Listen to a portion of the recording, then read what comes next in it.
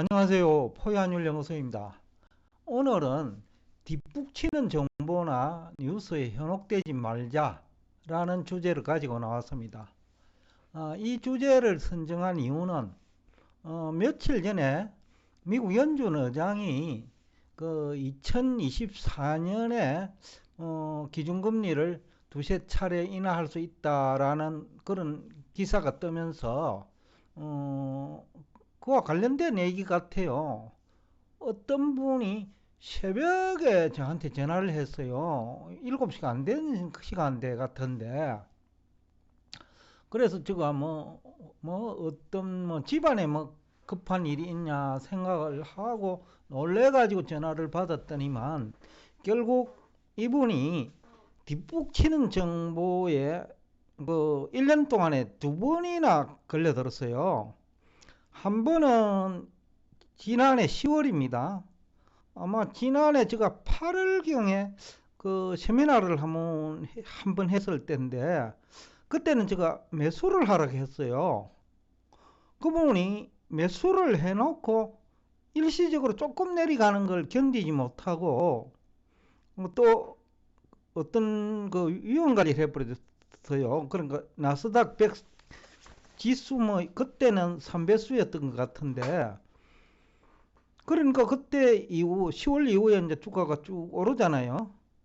그러니까 그분이 그때도 당했고 또 최근에 약 한 달 전인 것 같아요. 한 달 전에도 포유환율연구소가 11월 4일 날 세미나를 했는데 원래는 일주일 전에 하려고 하다가 일주일 정도 어떤 분이 연기 좀 해줄 수 없나 해가지고 일주일 연기를 했는데 아마 그 무렵에 또 그 나스닥 지수 그래프가 포물선을 그리니까 이번에는 거꾸로 또 매도를 한 것 같아요. 그러니까 하락에 배팅했다는 거죠. 이번에는 두 배수에 배팅한 것 같아요. 둘 다 인버스, 이번에는 인버스. 지난해 9월경에는 그 위쪽으로 배팅했는데 조금만 기다렸으면 행제를 했을 텐데 또 중간에 그, 그 당시 정보들이 그렇죠. 미국이 마치 망할 것처럼 그리고 주가가 한 20% 이상 빠졌는데 추가적으로 20%더 빠질 것처럼 그 당시엔 또 그 뉴스에서 얘기가 많았거든요. 그러나 원래는 또 그 11월 1일로 기억되는데 제가 미국 재무부 장관이 그 금리 시장에 구두 개입을 했죠. 그 무렵이. 그래서 제가 효과가 있을 거다. 아마 구두 개입이 성공할 거다. 즉 금리가 그 당시에 JP 모간 CEO 같은 분이 10년물 금리가 7%까지 올라갈 수 있다라는 그런 뉴스도 나오고 방송이 뜰 때예요. 그러니까 이제 또 주가가 그 무렵에 또 폭락할 것이다 라는 얘기가 많이 돌았죠. 그래서 아마 그 무렵에 이분이 또 인버스 투자를 하는 거 아니냐 싶은데 항상 이 뉴스들이 그 JP 모간 그 CEO 그 얘기할 무렵이죠. 그때 7%까지 10년 물금리가 7%까지 올라갈 수 있다라는 그런 얘기가 근거도 없었던 거예요. 또 올라갈 수도 없던 시기예요. JP 모간 CEO가 금리 올라간다고 해서 올라가고 그런 건 아니거든요. 시장이라 하는 것이 그 금리 결정 원리를 반영해 나가요. 연준 그 의장이 얘기하기 전에도 그 무렵에도 제가 5%뭐 한 중반까지는 올라갈 수 있어도 그 이상은 안 올라갈 거다라고 했는데 그때부터 이제 금리가 안정되기 시작했죠.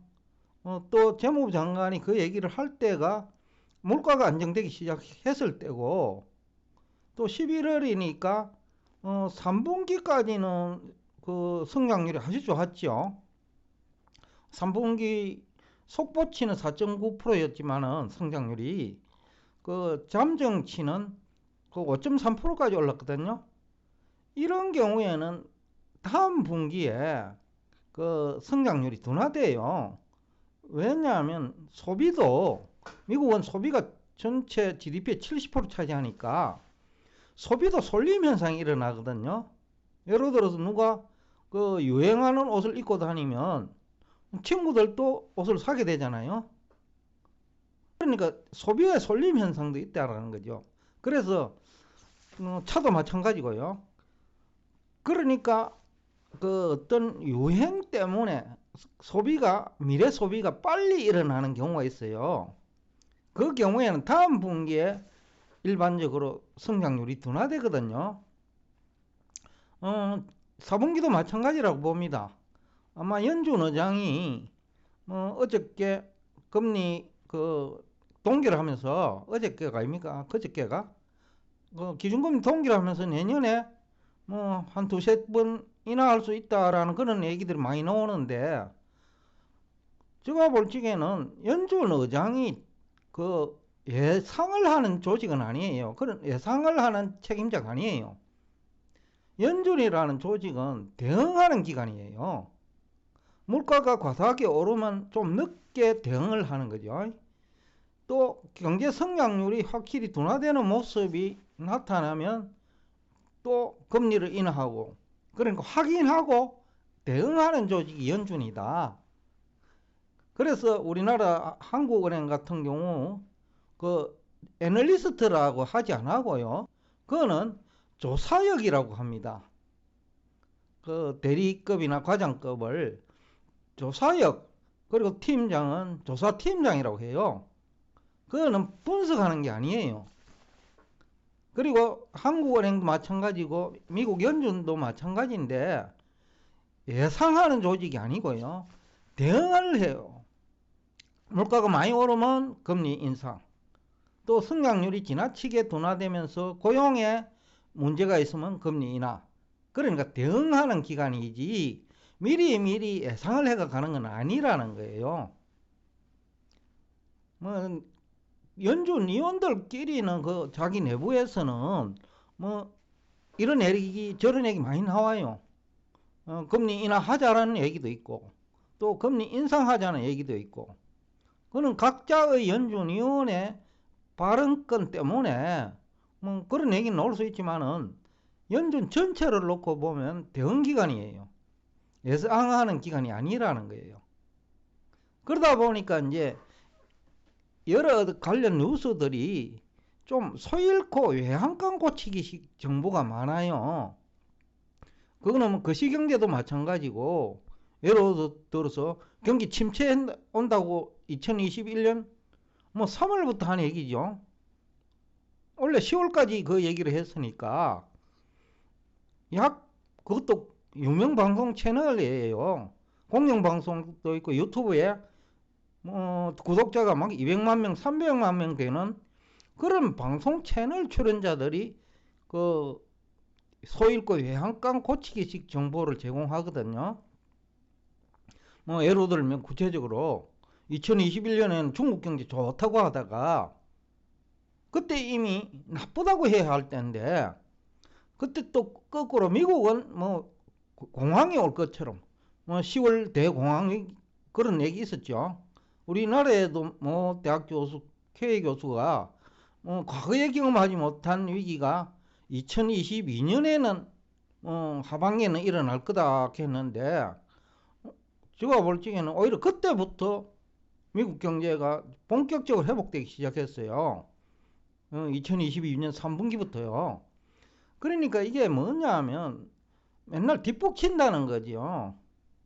그리고 최근에는 그분이 미국 주식, 한국 주식 다 사지 말라고 하다가 지난 10월까지만 하더라도 최근에 와가지고 주가 오르고 니까 거의 사상 최고치까지 왔는데 이제야 또 주식해도 괜찮다 그런 얘기를 하는 것을 제가 유튜브 공간에서 한번 확인했는데, 이거는 거시경제뿐만 아니고 개별 종목도 마찬가지죠. 최근에 그 2차전지 에코프로 100만원 넘으니까 막 700만원 간다, 400만원 간다 이런 얘기 많았잖아요. 심지어는 그 이해관계자들은 다들 180에서 250까지 얘기하고 뒷북 치는 얘기를 하는 거죠. 그때 이미 중국에서는 그 LFP 배터리 성능도 향상되고 세계적인 흐름도 그 LFP 배터리 쪽으로 갈 그런 무렵이에요. 근데 과연 그분들이 몰랐을까요? 그러니까 알고 그 얘기를 하는 거니까 그분들은 내가 볼 때는 소위고 예양간 고치기식 정보가 아니고 그냥 의도적인 그 개미 투자자들을 현혹시키기 위한 정보지요. 또 그걸 믿고 그걸 또 뭐 정보라고 판단하고 방송에서 얘기한다면 그거는 뒷북치는 정보고요. 여하튼 오늘 주제는 이런 뒷북치는 정보에 현혹되지 말자라는 거죠. 앞에서 제가 구독자 중에 한 분이 2022년에도 크게 당하고 그때도 한 50% 당했을 거예요. 그 다음에 올해도 불과 한 달 조금 시간 더 되는 기간 동안에 30% 당했다 하더라고요. 근데 거꾸로 정상적으로 갔다 하면 어떻게 돼요? 그러니까 1년 동안에 80% 깨진 거예요. 두 번 했으니까. 한 번은 50% 당하고 한 번은 30% 당했으니까. 그런데 오른쪽에 배팅을 했다 하면 어떻게 될 것 같아요? 그러면 80% 이길 거 아니에요. 그러면 1년 동안에 160% 차이가 나는 거예요. 예를 들어 1억을 가지고 했다면 거꾸로 간 사람은 2, 3천밖에 안 남고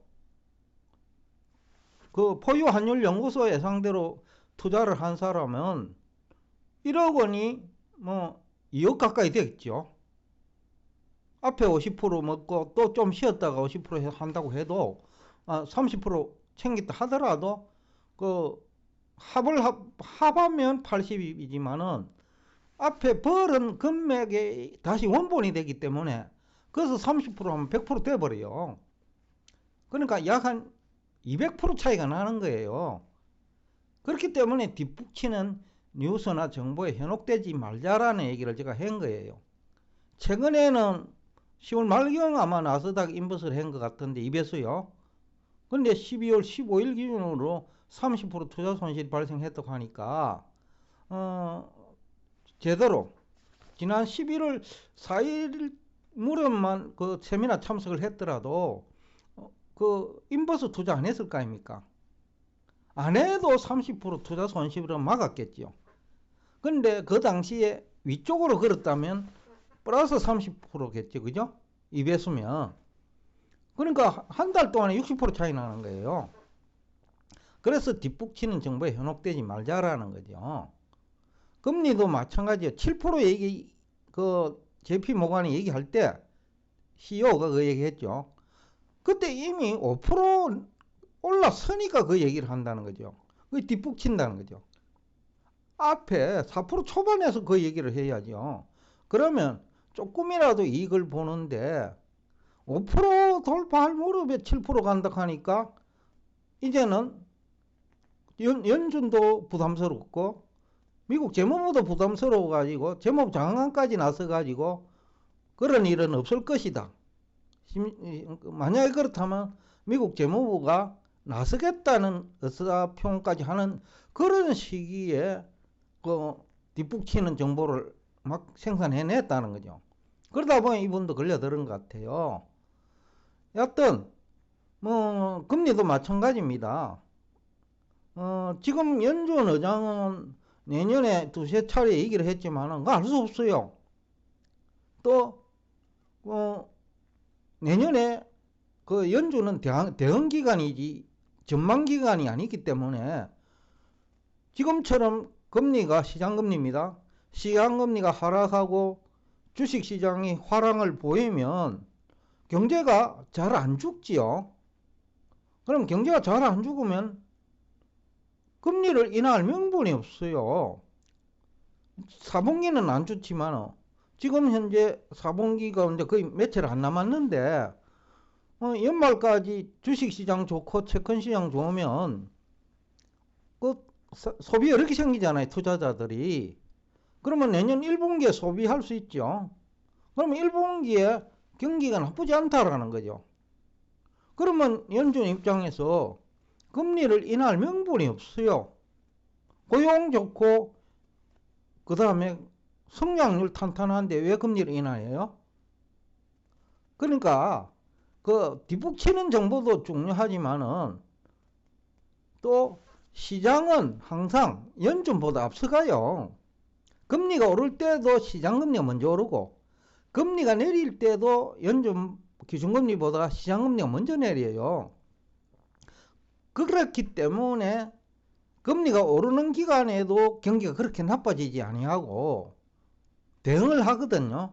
또 금리가 내리는 기간에도 투자은행 등이 대응을 하지요. 그렇기 때문에 또 성장률이 예상보다 좋고, 그렇다면 내년 1분기에 연준이 기준금리 인하할 명분이 없어지는 거죠. 그러니까 연준은 예상하는 기간이 아니니까 연준 의장이 예상한다고 해가지고 그렇게 된다는 보장도 없어요. 왜냐면 연준은 대응기관이기 때문에. 다만 시장이 먼저 금리가 내리면 연준 인하하기 전에 실물경제 도움이 되고, 지금까지 주식시장, 채권시장, 가상자산시장 등에 묶인 돈이 이제는 다 풀리잖아요. 유동성이 좋아진다는 거예요. 그러면 경기가 안 망가져요. 그래서 내년 3월에는 4분기는 성장률이 좀 좋지 않을 거예요. 그런데 내년 1분기는 주식시장 좋고 채권시장 좋고 가상자산 시장도 회복이 많이 됐어요. 그러면 1분기 성장률이 나쁠 이유가 없어요. 선거까지 있기 때문에. 그러면 1분기에 금리 인하를 기대하는 것은 연준 의장이 1분기에 금리 인하한다는 얘기 안 했어요. 내년에 한 두세 차례 있다 이 얘기지, 있을 수 있다라는 거예요. 한다는 얘기도 아니에요. 한다는 얘기들 할 수 있는 위치에 있지도 않아요. 왜냐하면 연준은 대응기관이기 때문에 결과를 확인하고 대응한다는 거예요. 그렇기 때문에 그 내년 1분기에 금리 인하를 기대하는 거는 각자의 마음대로겠지만은 실제 연준이 기준금리를 내년 3월에 인하할지 여부는 지금 아무도 모르는 거예요. 왜냐? 연준은 전망하는 조직이 아니고 대응하는 조직이기 때문에, 제가 느끼기로는 지금 시장금리가 떨어지면서 연준 의장 얘기를 너무 자기 아전 인수격으로 해석을 해가지고 시장금리가 내려가고 주가가 오르고 가상자산 가격도 오르는 이런 현상 때문에 소비 여력이 생긴다는 거예요. 내년 1분기에. 그렇기 때문에 내년 1분기가 경기가 망가질 확률은 거의 없다.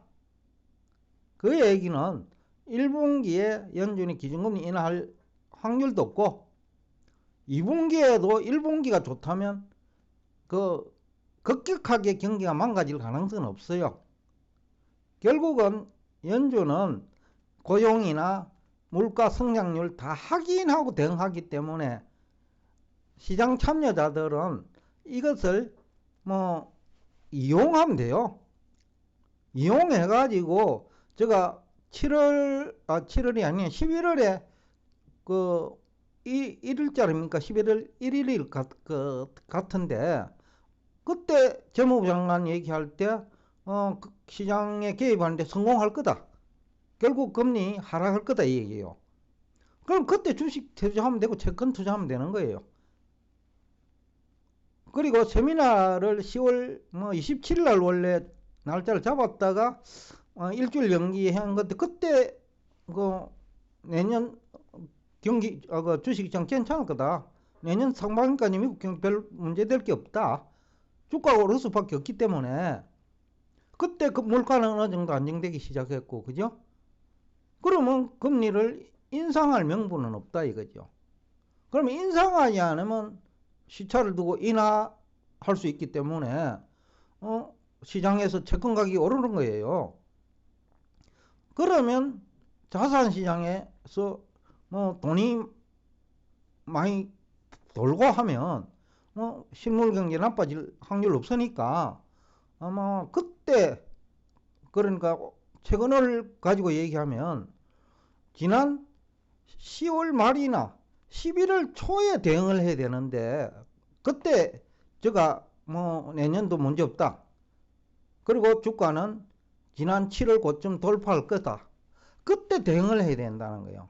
근데 지금에 와가지고 그 이후 주가가 한 15% 가까이 올랐을 거예요. 종목별로 보면 30% 올라간 거 많아요. 국내에서는 뭐 하루에 20% 30% 오는 주식 많잖아요. 미국도 많아요. 그러니까 뒷북치는 정보나 뉴스에 현혹되지 말자. 그렇기 위해서는 결국은 여러분들의 수준이 높아져야 돼요. 그러니까 여러분들이 공부할 수밖에 없다 라는 얘기를 하면서 오늘 여러분과 대화를 여기서 끝내겠습니다. 오늘도 끝까지 경청해 주셔서 대단히 감사합니다.